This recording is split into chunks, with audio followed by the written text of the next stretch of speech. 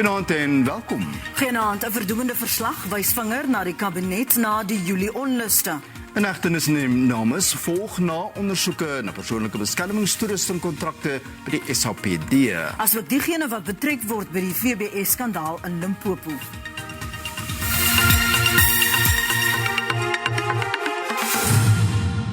Die spesialistpaneel wat die Julie onluste in Gauteng, KwaZulu-Natal en dele van Mpumalanga ondersoek het, sê die Kabinet moet in volle aanspreeklik gehou word vir die geweld, plundering en dood van tientalle landsburgers. Die paneel se verslag dui verder daarop dat die land se intelligensiediens nie in staat was om tekens van die beplande geweld raak te sien, te verhoed of teen te werk nie. Die gebrekkige optrede het volgens die paneel daartoe gelei dat die relevante rolspelers in die veiligheidsgroepering nie die nodige maatreëls daar kon stel om die planne betyds te identifiseer en omver te werk nie. Die bevindinge toon verder dat intelligensiedienste huiwerig was om inligting in te samel oor groot koppe in die politiek, uit vrees dat hulle geteiken en van politieke inmenging beskuldig sou word. Ook sê die verslag dat die Kabinet nie daarin geslaag het om op gekoördineerde wyse op te tree in die aanloop tot die geweld nie en dat daar gevolglik nie duidelike leiding was in die afdelings waarvoor hulle onderskeidelik verantwoordelik was nie. Die ANC het ook deurgeloop. Die paneel sê dat interne striwelinge bygedra het tot die onluste en dat dit nou as saak van nasionale veiligheid hanteer moet word. Die party se uitvoerende leierskap word ook geroskam. Die verslag beveel aan dat die groep verantwoording moet doen vir die destydse leierskap leemte. Ons waarsku sensitiewe kykers dat die volgende berig ontstellend kan wees. In Port St. John's in die Oos-Kaap het die LER vir maatskaplike ontwikkeling, Sipokazi Manulusiti, die Mamlambo-familie besoek nadat 'n pa na bewering verlede week sy kleuter wreed verkragt het en waarna sy gesterf het. Manulusiti het 'n beroep op mans gedoen om op te tree teen kindermishandeling, geslagsgebaseerde geweld en moord op vroue. Klein Aziza Mamlambo het na bewering aan die hand van haar eie pa gesterf. Sy is verwrig en geklap voordat sy verkragt en haar baarmoeder en ingewande in die proses beskadig is. Aziza het in die hospitaal aan haar beserings beswyk. Die familie sowel as nie-regeringsorganisasies hoop dat die verdagte lewenslang tronk toegestuur word. We need the experts to look in the mind and a heart of a boy child and a man and see what type of intervention should be done. But when we talk about his appearance in court, we just appeal to the magistrate and the judiciary to finalize this thing by end of June. Give this man a life sentence. Die provinsiale regering gee toe dat die verspreiding van dwelms hand uitruk in townships en landelike gebiede en sê die oorlog teen dwelmmisbruik moet uitgebrei word. We are appealing to them, those who are making money, those who are driving flashy cars, living in mansions because they are selling drugs. They must understand that families like these ones are suffering because of them, and they must go back to their conscience and look at this and see if they can be able to say the wealth they have is the correct wealth. To all the men of the Eastern Cape, we want to insist that gender-based violence in the main is grounded on patriarchy and how as a society we view women. We want men to change the conversation they have amongst themselves, go closer to our young boys, ask help when you need it. Because we need men to lead on programs that seek to prevent gender-based violence. Die Departement van Maatskaplike Ontwikkeling in vennootskap met die Port St. John's munisipaliteit beplan 'n optog om die kollig te plaas op die plaag van dwelmmisbruik en geslagsgegronde geweld in die gebied. 'n 56-jarige man het vlugtig in die Klawer Landroshof aan die Kaapse Weskus verskyn in verband met die moord op die 13-jarige Jerubyn van Wyk. Menslike oorskot is Vrydag in 'n rioolpyp by die verdagte se huis gevind, 2 dae nadat die seun vermis geraak het. Daniel Smith het aan sy prokureur bekend dat die kind wat gevind is, die kind is wat hy vermoor het. Trise van Wyk is gebroke. Sy sê indien die polisie vinnig opgetree het, sou dinge anders gewees het. Die polisiediens ontken dat hy nie gou genoeg opgetree het in sy soektog na Jerubyn van Wyk nie. Die kind is na bewering verlede Woensdag deur 'n 56-jarige man ontvoer. Die identiteit van die oorskot word bepaal deur middel van DNS-toetse. Smit het in die hof verskyn op aanklagte van moord, ontvoering, aanranding met die doel om ernstig te beseer en regsveruideling. The first appearance is in connection with the murder of a 13-year-old Jerobein van Wyk. The case has been postponed until the 26th of April 2022 for further investigation. The accused lawyer has indicated that the accused does not intend to apply for bail. Smit se prokureur, Santi Human, sê haar kliënt het aan haar beken dat hy die seun vermoor het. Wetlike prosedures sal nou volg, insluitend die opstel van verklaringe. Die SABC sal 'n ondersoek doen, aangesien Smit ook aangedui het dat hy bereid is om 'n bekentenis aan die polisie te doen. Iemand sê die NVG sal aansoek doen vir 'n datum in die Hooggeregshof waar haar kliënt na verwagting skuld sal beken. 'n Gemeenskapsleier sê daar was ontsteltenis tydens die hofverrigtinge onder lede van die gemeenskap. Op die oomblik is ons gemeenskap in absolute rou, is mense seer gemaak. Nadat die verdagte na Parys opgevangenis te neem was daar 'n situasie en dit het ook gelei dat standgrenades gegooi was op die gemeenskap, wat ook die situasie bietjie ontplof het met die gemeenskap en meer ongelukkigheid met die diens van die polisie ook verder skade berokken het. Die uitvoerende hoof van die landelike en plaaswerkersontwikkelingsorganisasie, Billy Klassen, sê enigeen wat hulp aan die Van Wyk familie wil verleen, kan hom direk kontak by 071-740-5610. Mariska Botha, SABC Nuus, Kaapstad. In Johannesburg is die Tulsi-tweeling, Tony Lee en Brandon Lee, onderskeidelik 11 en 8 jaar tronkstraf opgelê vir terreur. Die twee wat verbind word met die IS-terreurgroep is in 2016 in hegtenis geneem toe 'n klopjag aangedui het dat hulle die Amerikaanse ambassade en verskeie Joodse teikens in die land wou aanval. Tony Lee het na bewering sy planne met 'n geheime agent van die FBI in die VSA bespreek. Die broers het 'n pleitooreenkoms met die hof bereik. Die 5 jaar en 7 maande wat hulle in aanhouding was, sal van hulle vonnis afgetrek word.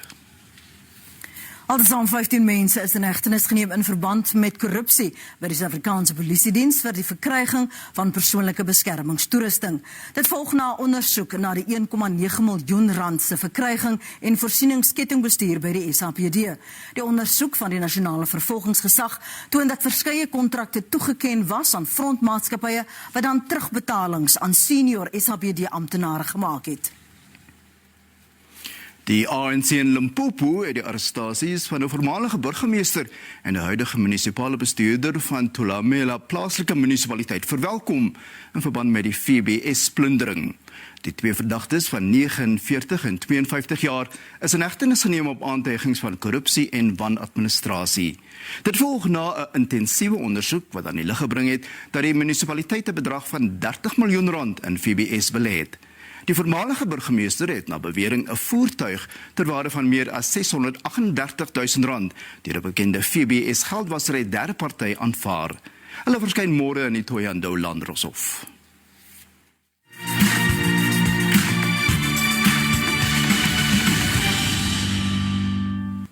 Die streekhof in Oos-Londen het die Walter Sisulu Universiteitsstudent Sibongile Mane skuldig bevind aan diefstal.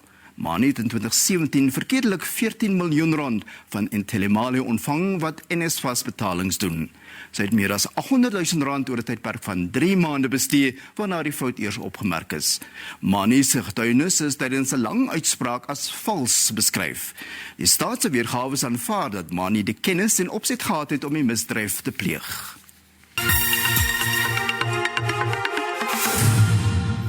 Amptenare wat skuldig bevind word aan bedrog en korrupsie teen die staat, laat die vraag ontstaan of die regering 'n ander struktuur benodig om die implementering van tugstappe te monitor. Dit is wat die Presidensie oorweeg, aangesien daar bevind word dat departemente hulle voete sleep in die hantering van skuldige amptenare. Suid-Afrikaanse belastingbetalers bly steeds die slagoffers van korrupsie. Die land se kwesbaarste trek ook aan die kortste end.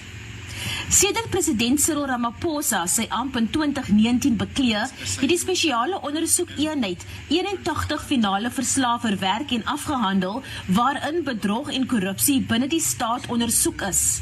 Die Presidensie sê die verwerking van hierdie verslae het nie die vereiste vlak van implementering van aanbevelings ten opsigte van staatsbeheerde ondernemings bereik nie. We have also observed that there is generally a slow pace by the state institutions to implement the disciplinary actions. Skole sê dit kom neer op verkwistende uitgawes. And I don't think it's acceptable, really, that we have a situation where SIU reports, which flow out of proclamations from the president, when completed, they just gather dust. Sommige sê 'n ander meganisme om dit te monitor is nie die oplossing nie. We must keep or hold managers to account that are being paid. They are being paid very well to implement decisions. Our problem in South Africa is not policy, it's not commissions. Our problem is a lack of will. Corruption Watch verwelkom die inisiatief, maar vind dit verbasend. There's been a phenomenon over the last decade and probably more of concluded SIU investigations going to the president's desk, and then that's the end of the story. We don't see implementation. Skole sê hy is baie bekommerd oor die verhoogde vlak van nie samewerking en die talle uitstaande dissiplinêre prosesse. Hy sê die Presidensie het hierdie kwessie te lank afgeskeep. Die komitee vra vir gereelde vorderingsverslae.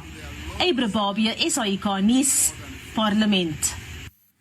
Die politieke party ActionSA het kommer uitgespreek oor wat hy kortsigtigheid noem deur sommige van die koalisievennote in die Ekurhuleni Metro Raad in Gauteng. ActionSA sê dit blyk asof die raad op 'n ineenstorting afstuur aangesien daar samespreking is vir 'n mosie van wantroue in die koalisiereëling.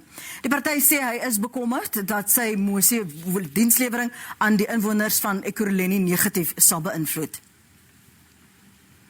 Die departement van basiese onderwys sê 95% van skole het vol klasse hervat. Die skole wat nie na hulle normale roosters kon terugkeer nie, verkwalik oorvol klaskamers en roosterprobleme.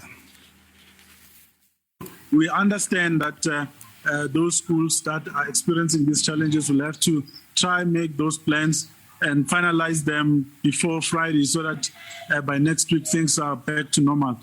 In die Noord-Kaap het die oorskakeling sonder veel hakplekke gebeur, insluitend by 43 skole wat beskadig is deur vandale. Leerlinge sê hulle het agtergeraak met die leerplan weens die rotasiestelsel en is verlig dat skole se volle vermoë weer benut word. We did not have enough time to cover a certain topic or go more into detail, and that affected us because we just pushed to go to the other topic to finish the curriculum of the term or of the year. And now since we're back to normal.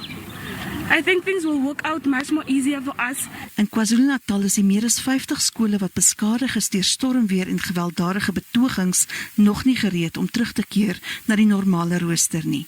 Die departement van onderwys sê die rotasiestelsel sal voortduur by die skole wat wag op die aflewering van mobiele klaskamers. Ook in Mpumalanga is skole wat beskadig is deur storms nog nie herstel nie. Sommige skole wag ook steeds op die aflewering van beloofde mobiele klaskamers. Slegs 70 van die beloofde 114 klaskamers is afgelewer. Oorvol klaskamers is ook 'n bron van kommer in die provinsie. Daar is meer as 1400 leerlinge in die skool. Ook in die Vrystaat is die einde van die rotasiestelsel verwelkom. By Cholohelo Primêre Skool sê die hoof dat die inentingsproses flink verloop. Learners who are 12 years and over, they've been vaccinated, and about 200 of them have been vaccinated, and we held a meeting with parents to give consent for learners to be vaccinated, and all teachers have been vaccinated. Leidingsmaatreëls van die departement van basiese onderwys word maskers en handreinigers steeds gebruik.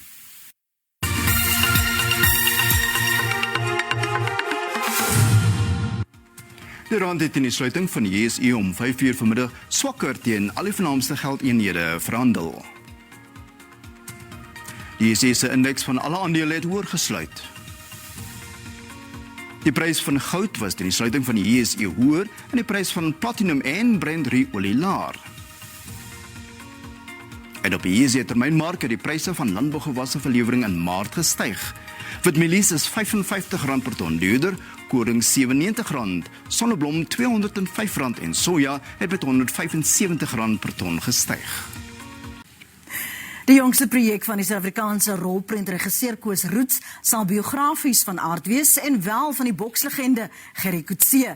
Roots werk saam met die weduwee van nog 'n bokslegende, Muhammad Ali, om die film Against All Odds op die silwerdoek te kry. Dr. Khalila Komacho Ali was die bokser se tweede van 4 vroue. 'n Geleentheid om te netwerk en die besienswaardighede van die Klein Karoo te geniet. Regisseur Koos Roots was gasheer vir Khalila Ali, vervaardiger Kendri Utuk en filmverspreider Mohammed Khan in sy tuisdorp Klaarstroom, na die bekendstelling van die film Against All Odds in Kaapstad. Die Amerikaanse groep se besoek aan Suid-Afrika is om logistiek en filmlokale te finaliseer. Khalila speel 'n groot rol om die rolprent se sukses te verseker. Hy het net kontakte soos jy in jou lewe is. Hy kan die beter verspreiding van ons reël. Mense wat, jy weet, maar die groot ding om in Suid-Afrika 'n rolprent die te maak, is maklik. Baie mense het genoeg geld om 'n rolprent te maak, maar om versprei te kry oor behoorlik. En sy het hierdie ander Mohammed Khan saamgebring met 'n baie kragtige man in Amerika. Hy het sy vinger op alle verspreidingskanale in Amerika. So sy is eintlik die vrou wat ons die deure oopmaak. Die film sal meer op Gerrie Coetzee se lewe buite die ring fokus en die uitdagings wat hy in sy persoonlike lewe moes oorkom. Muhammad Ali en Gerrie Coetzee het wederwysige respek vir mekaar gevind in hul standpunte teen rasisme en apartheid. It was a great relationship. I mean, Harry Coetzee he was talking to me about his times with Muhammad, and I was listening to him, and I remembered Muhammad talking to this humble man.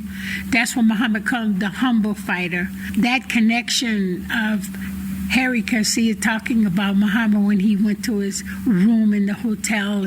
You could see the love in his eyes when he talked about Muhammad. And Muhammad did the same thing. He had compassion for Harry many years ago. Verfilming sal na verwagting later vanjaar begin.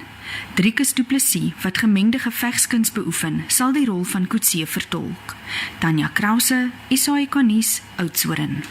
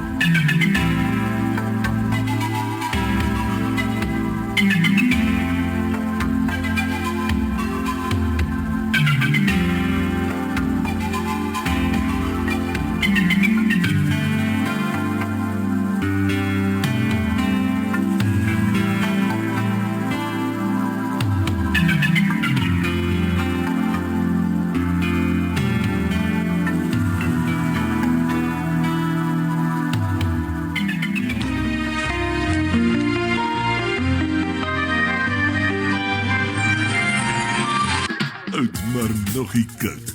Visit our oud toppies